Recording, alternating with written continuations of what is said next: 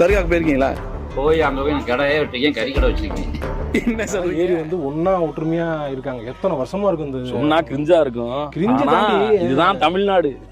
அதான் இங்க பிரிச்சு வேலை பார்க்கணும் முடிய மாட்டேங்குது. தமிழ்நாடு சிறப்பு வாய்ந்த மதச்சார்பற்ற பண்பாட்டை கொண்டுள்ளது. இதில் இந்துக்கள் மற்றும் முஸ்லிம்கள் சகோதரர்களாக குடும்பமாக வாழ்ந்து வருகிறார்கள். ஆனால் சிலர் தனிநல அரசியலுக்காக சமூகங்களுக்கிடையே பிளவை ஏற்படுத்தும் முயற்சியில் ஈடுபட்டு வருகின்றனர். சமீபத்தில் திருப்பரங்குன்றம் விவகாரத்தையும் இதற்காக பயன்படுத்த முற்படுகின்றனர். நூற்றாண்டுகளாக இந்துக்கள் முஸ்லிம்கள் இணைந்து வாழும் இந்த பகுதியில் பல்வேறு சகிப்புத்தன்மை கொண்ட சம்பிரதாயங்கள் பின்பற்று வந்துள்ளன. ஆனால் சில அரசியல் வட்டாரங்கள் மக்கள் மத்தியில் குழப்பங்கள் ஏற்படுத்த முயல்கின்றன.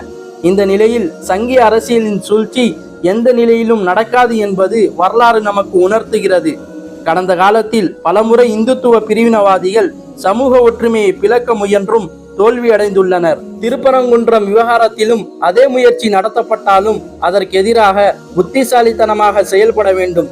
இந்துக்கள் முஸ்லிம்கள் பழைய போல் ஒற்றுமையுடன் இருப்பது சிலருக்கு பிடிக்காமல் இருக்கலாம்.